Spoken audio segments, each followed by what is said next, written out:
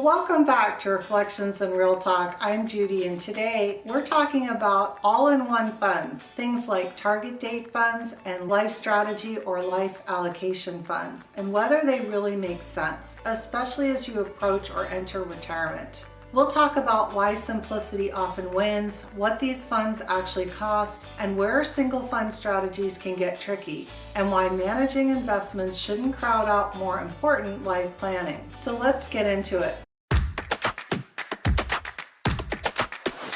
Let's look at an analogy. Instead of micromanaging your home's temperature all day, opening windows, adjusting vents, turning fans on and off, most people eventually install a smart thermostat. You set it once and it adjusts automatically. It keeps risk or discomfort under control. And that's exactly what all-in-one funds do for investing. They hold stocks and bonds, rebalance automatically, and in some cases, reduce risk as you age. This results in less effort and fewer mistakes. All-in-one funds include U.S. stocks, international stocks, and bonds, all wrapped up inside one fund. Some common examples include target date funds in 401ks or retirement accounts, Vanguard's LifeStrategy funds, iShare allocation ETFs like AOR or ALA. You don't need to rebalance. You don't tinker. And you don't guess when to sell winners. That's not lazy, that's behavior-aware investing. And let's look at some real low-cost fund examples. Let's name names because cost matters. Low-cost target date funds are best for people who are still working towards retirement. Consider funds like Vanguard Target Retirement Index Funds, Fidelity Freedom Index Funds, Schwab Target Index Funds. It's important to look for the word index in the fund name. That's how you avoid higher fee active versions. Low-cost, static, or life or allocation funds are best for retirees or near retirees who want a fixed mix. Things like Vanguard LifeStrategy funds with 80-20 mix, 60-40, 40-60, or iShares core allocation ETFs, AOA with an 80-20 mix, AOR with a 60-40, AOM with a 40-60. These rebalance automatically and stay consistent. Now let's look at the cost comparison in a table form. This puts the cost into perspective. So for example, with a $500,000 portfolio, a typical cost on an annual basis for an all-in-one target date fund like Vanguard Target Index is only 0.08% or $400. All-in-one allocation ETF iShares AOR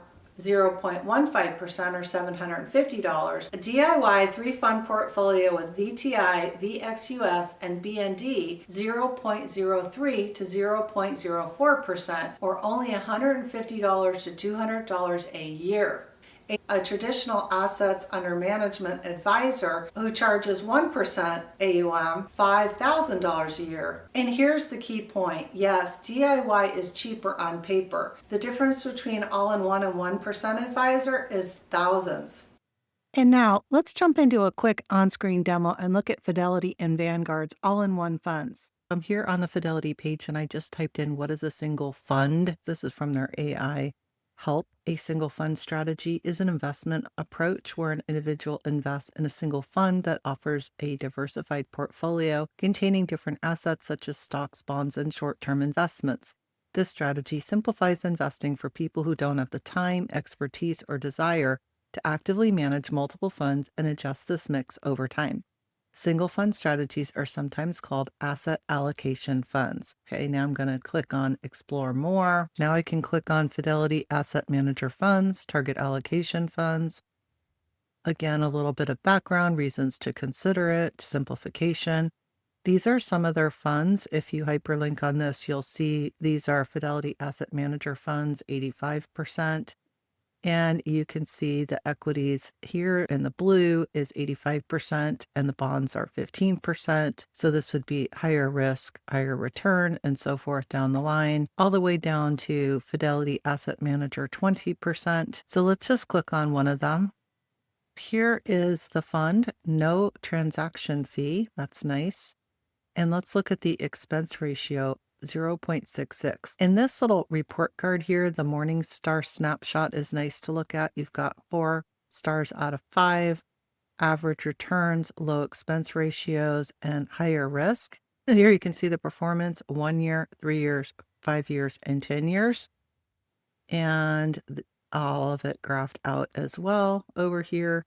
And you can see this compared to the S&P 500. And if you look over here at the asset allocation with domestic equities and some international equities, and this might be something you want to consider, that this particular one does include a significant weighting for those international equities. And then we've got a small percentage of bonds. And here are the managers.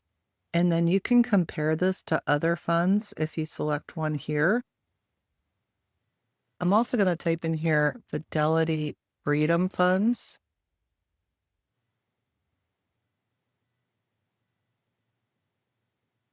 Diversified. Of course, they're going to hit you up right away to open an account. They've also got a phone number here. You can chat with the representative. But here, if you scroll down, you're going to see all these different asset allocation and risk tolerance profiles. You've got conservative, moderate with income, moderate, balanced, growth with income, growth, aggressive growth, and most aggressive.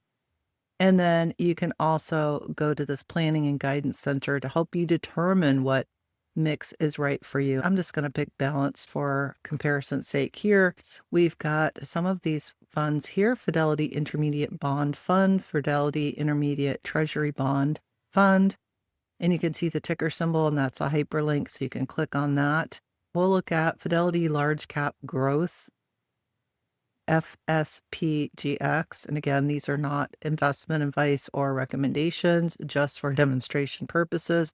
Here, you can really see right away the expense ratio is significantly lower, 0.035. So this is an index fund. Again, it mirrors an index, and you can see right here, it's following the Russell 1000 Growth Index.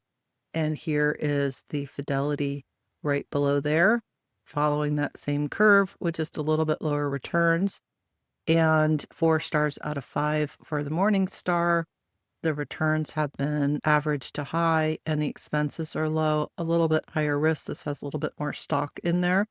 And then you've got the returns here: 18.78, 21.16, 12.74, and lifetime 16.92. And you can see it's got NVIDIA, Apple, Microsoft, Broadcom, Amazon, Tesla, Alphabet, Meta, Alphabet, and Eli Lilly. And that makes up 58.86% of the portfolio. And in addition, they have 392 total holdings. This is the top 10 issuers. Here's regional diversification: 99% US, a little bit in Europe and emerging markets. And this is a growth fund, large growth. So that's one way to research the funds on Fidelity. Let's look at the Freedom Funds. These are the target date funds. So here they are prompting you to indicate the year of your retirement. But again, you don't have to choose it this way. This is just a common way. So if you're going to retire in 10 years, let's see what they're going to recommend here. So here is Freedom Fund 2035. It's got 40% domestic equity, 27% international stocks, and 33% bonds. So pretty close to that 70-30 mix. And let's just click that link. You can also just see all the accounts. Let's click that link there. So here we've got a little bit higher expense ratio for this, 0.64, as you saw, versus those index funds. You are paying for that management and that rebalancing because they are going to change that asset allocation over time as you approach your retirement years. And here you've got 5 stars, 5 out of 5, high returns, average expenses, and a little bit higher risk category. And then the returns: 18.05 for 1 year, 13.45 for 3 years, 6.92 for 5 years, and 10.02 for 10 years. And you can see the S&P 500 index. And here you can see the target date 2035 fund, the dark red line. And here are the asset allocations. You've got close to 40% US equities, non-US equities 30%, and bonds 33%. And that does include developed market equities, overseas funds, international growth funds, Canada Fund, Fidelity Series International Small Cap. And then you can click over onto one of these other similar funds, you can click up to 4 and then you can compare. So let's just pick BlackRock and you can compare the Morningstar ratings 3 out of 5 versus 5 out of 5, lower average returns, about the same expense ratio, similar risk category. LPJAX is the lighter one. So you can see the lower performance down below. Here you can see the management fees, the expense ratio, net and gross. A little bit higher for the Fidelity Freedom Fund than the BlackRock, but the performance was higher, and that's it. Now let's go to Vanguard. So here we are on the Vanguard page. It's funny here. We've got a nice relaxed person eating cherries hanging on a chair under a tree. Don't have to do any work. Just let Vanguard do it for you. The picture says it all. So here we have the Vanguard LifeStrategy funds. Decide how you want to divide your money between stocks and bonds and let the fund do the work. Again, this is easy street. This is the easy button. And you can get started right away, or you can research a little bit more for yourself here. Here is the LifeStrategy Income Fund. And then we've got the LifeStrategy Conservative Growth Fund, Moderate Growth Fund, or LifeStrategy Growth Fund. You can compare these at a glance. Here's your investment time horizon, VASIX LifeStrategy Income Fund, 3 to 5 years with the target allocation. Very conservative, 20% stocks, 80% bonds, and a very low risk potential. And then moving up the ladder, LifeStrategy Conservative Growth Fund, if your investment horizon is more than 5 years, 40% stocks, 60% bonds with risk potential 3. LifeStrategy Moderate Growth, more than 5 years, 60% stocks, 40% bonds, and LifeStrategy Growth Fund, more than 5 years. If you're not sure which allocation is right for you, you can step through a questionnaire and they'll walk you through that.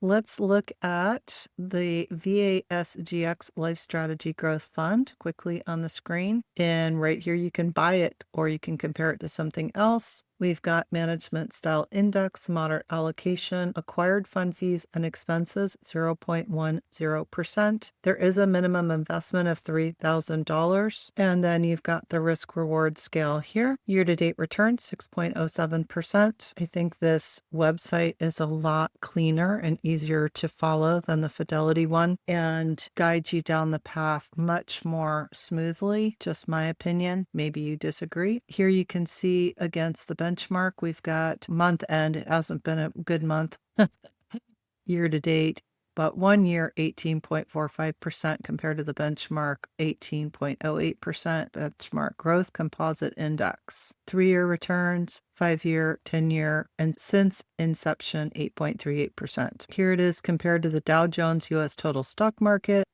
average expense ratio of similar funds, and the portfolio composition, Vanguard Total Stock Market Index, Vanguard Total International Stock Index, Vanguard Total Bond Market Index, and Vanguard Total International Bond Index. So that's how it's made up. It's all in one, and they're going to rebalance it for you. 80-20, stocks to bonds with the little short-term reserves.